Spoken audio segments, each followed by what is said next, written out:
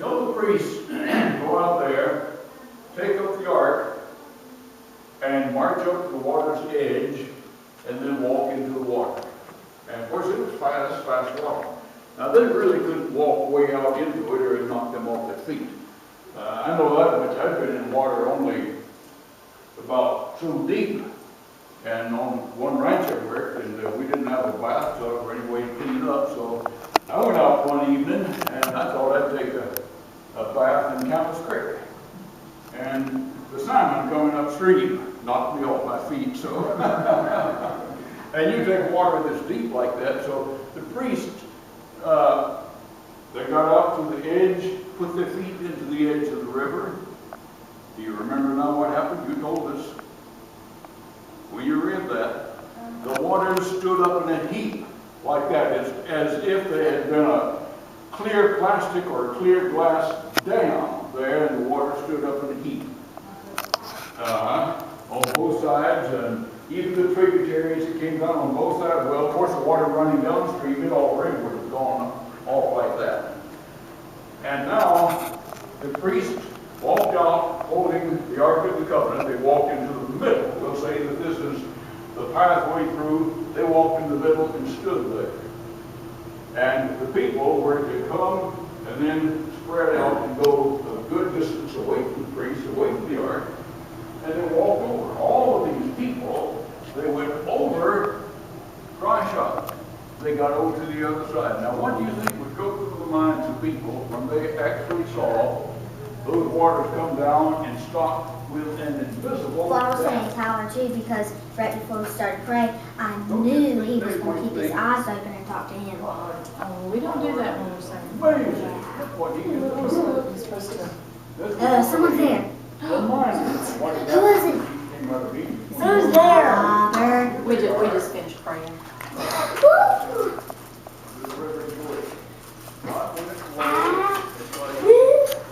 Are they ready for snacks back there? It's supposed to be 7:30, so. Give me the phone. His power. An object lesson like this that God gave the people, it's not just lesson to tell them, look, I'm your God, you're my people. You go in, I have the power to enable you.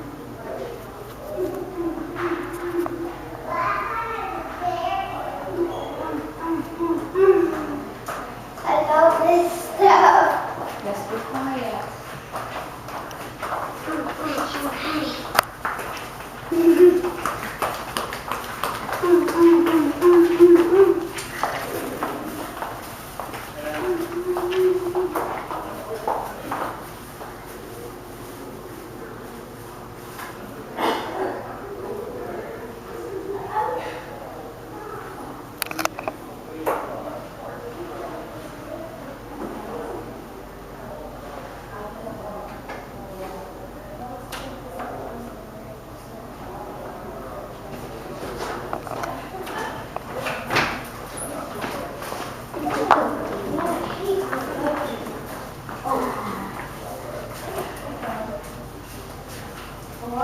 Can we get one? Oh, mercy.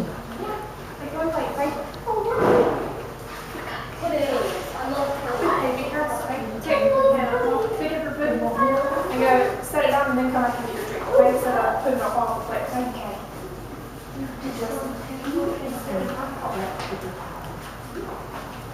Let's see, I'll put it in Grandma's box, okay? Please. We put it in Grandma's box, so if Excuse you me. happen to forget it, we'll still get it to you. What is it? Orange juice. Ah. Thank you. We'll talk to her. Thank you.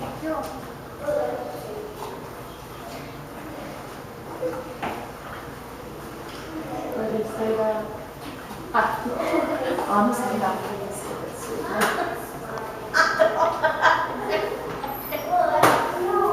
Well, then this one probably is. What you doing, darling? What are you videoing? Mm-hmm.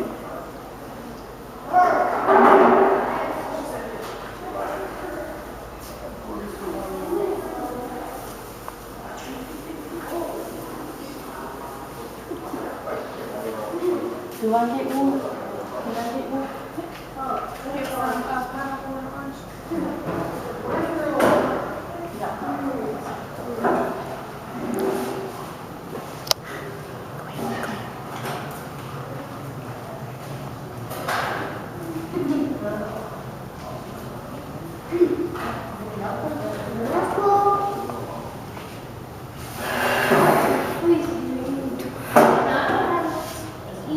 Are you cold? These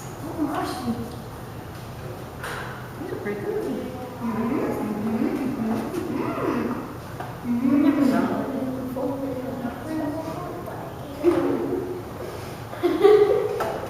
Do you know this is Sprite in it too? No. Oh, tastes like it has apple in it too. Just taste.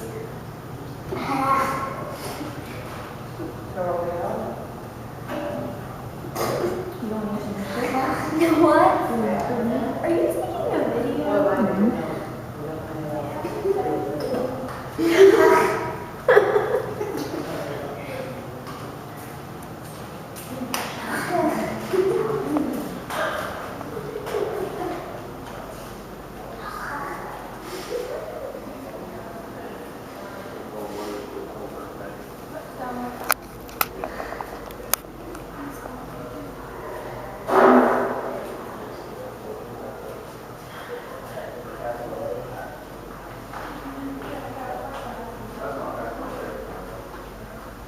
Dad, what's in the drink?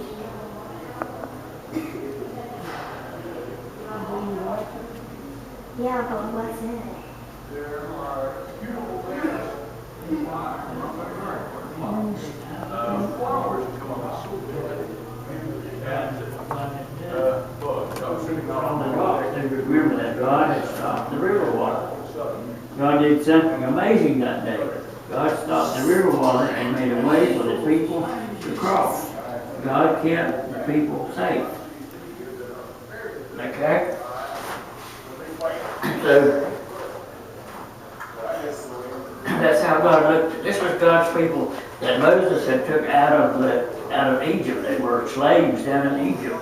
This is the same people here that God had took out of Egypt. Okay? So,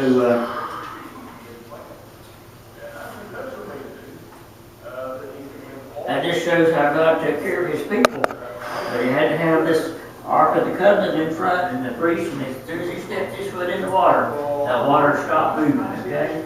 Is Jeremiah 32, 32 and verse 17.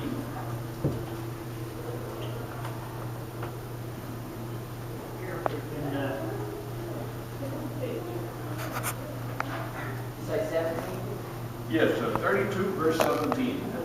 Our Lord God, behold, you have made the heavens and the earth by your great power, and by your outstretched arm.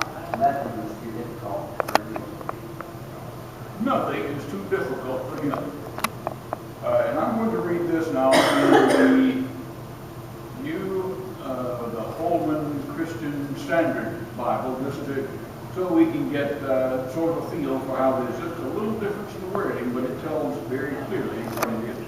O Lord God, you yourself made the heavens and earth by your great power and with your outstretched arm. Nothing is too difficult for you. Can you think of some way that God has worked in your life, maybe to preserve your life in this, terrible situation, or maybe just an awesome way that God has worked, maybe in getting a church going or other things. I can think of situations in my life that a lot of people can. They say that this was a miracle from God.